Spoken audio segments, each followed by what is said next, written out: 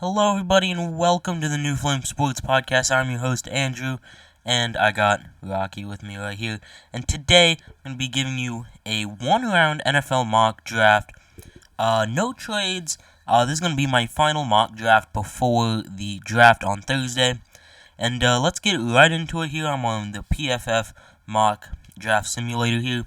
Now, with the Jags' first pick, I think that this pick, it could go a lot of different ways. I think that the smart pick would be Aiden Hutchinson. However, I don't think they will. I think they're going to go Travon Walker. I know Baki really likes him.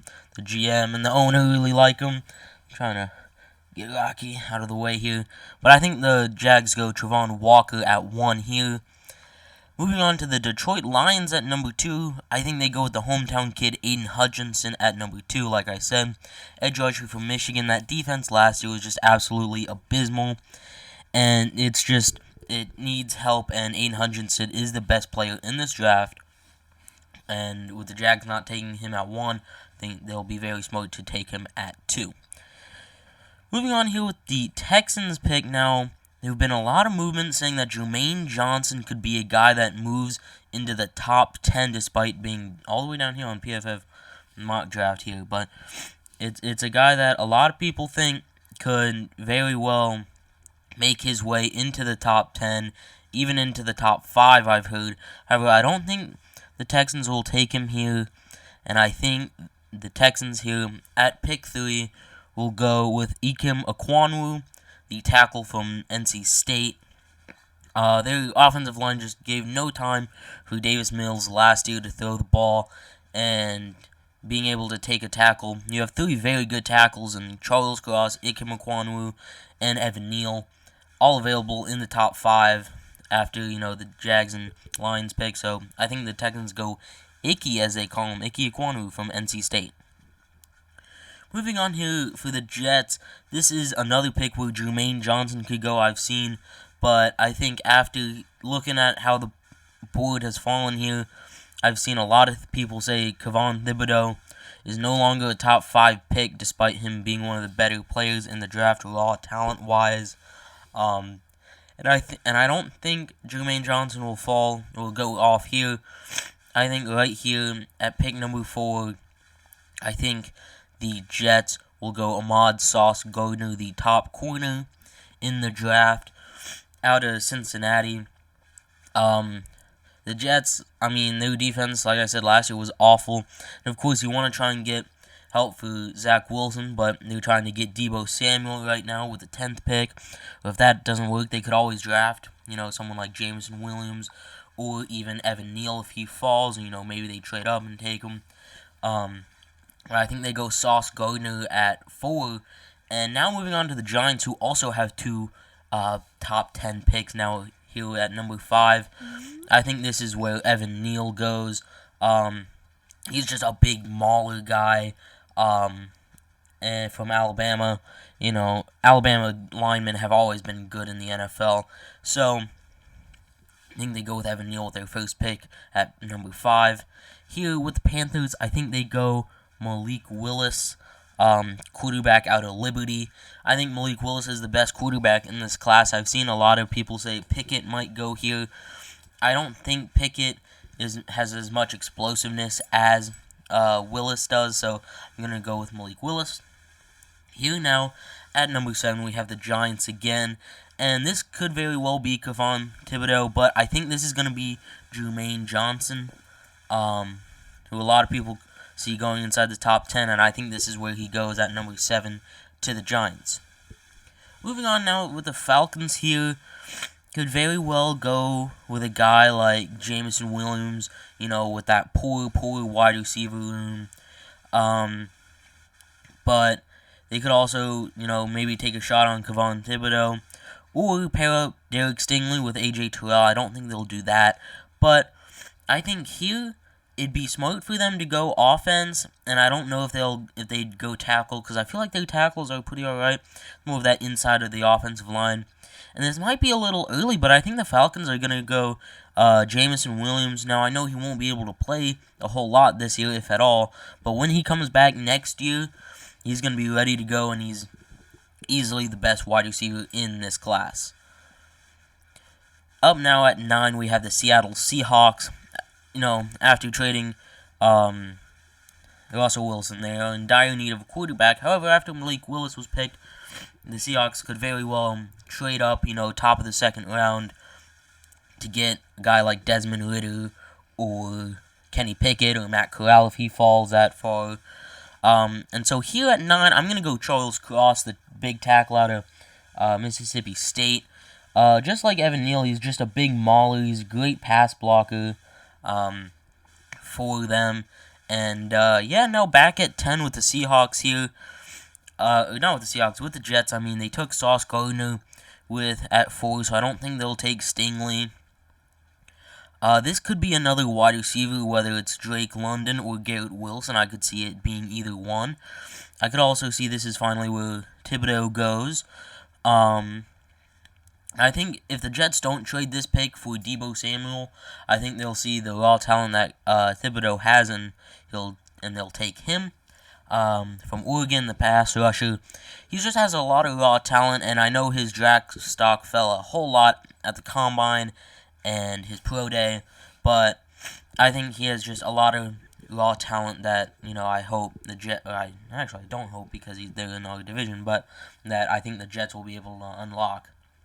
And also, I can only imagine how hard Goodell is going to butcher his name on draft night. That's going to be hilarious. Moving on now, we got the Commanders. I think this has got to be either Drake London or Garrett Wilson. In my opinion, I think Wilson is just a little bit better, and so they're going to pair up former Ohio State wide receivers Terry McLaurin with Garrett Wilson here. As you see, Rocky comes into picture. Hi, Rocky. You got something to say? Hi. Okay. Go away. Right here. Good boy. Sorry about that, but now with the Vikings at 10, I could see this being George Karlaftis, edge rusher out of Purdue, or I could even see this being Drake London. However, I think if the Vikings are going to go wide receiver, it would either be Wilson or Williams, and now that they're both gone, I don't think they'll take a wide receiver here. And I think this will be George Karlaftis to pair up with Zadarius Smith on the line. Could be really good duo here. Could also argue Derek Stingley, but I just think that Karlaftis can impact that team a little bit more. Now, at 13, the second of 2 Texans picks, I think this is where Derek Stingley goes. He's fallen a lot in this mock here. Kyle Hamilton is another guy that not a whole lot of people are very high on, but he could go there as well. Either one of them, really. And here, I think, looking at the wide receivers here, you got Drake London. I think the Ravens got to take him, the product out of USC. We've seen some good USC wide receivers come out in the past couple years, like Juju Smith-Schuster, Michael Pittman, and who else? And then obviously, I think that's it. And now Drake London in this year could be a pretty good, USC wide receiver in the NFL here. And now with the Eagles here, they need help at linebacker, and I'm looking at Devin Lloyd. I'm thinking he's really good. So I think the Eagles will take Devin Lloyd, the linebacker out of Utah, here at pick 15. And now the pick 16 for the Saints here. I think either one of these picks could be Chris Olave, but here I'm looking at the board. I'm seeing how it's falling. A lot of people have seen Bernard Rainman fall recently, so I don't know if they go with him. But I think they go ahead and just say, let's go ahead and get our guy in Chris Olave to pair up with Michael Thomas. And now at 17, the Chargers will take the beast out of Georgia, Jordan Davis. He's just a big guy there to clog up the middle. With Fletcher Cox coming back on a 1-year deal, Wait, no, I'm talking about the Eagles. I'm sorry. I saw that the Eagles will look up on the clock now. Sorry, talking about them. But no, with the Chargers, after significantly upgrading that defense, I think their offense is fine. I think that defensive line could use a little bit more help, and they're gonna get it here with Jordan Davis. Now at pick 18, I think this is either gonna be Hamilton or McDuffie. I don't know really how the Eagles value, corner versus safety. And saying that the Eagles corners, I mean, they got Darius Slay, I think they were fine there, but I think they're going to go Kyle Hamilton after he falls so far after where he was, originally supposed to go.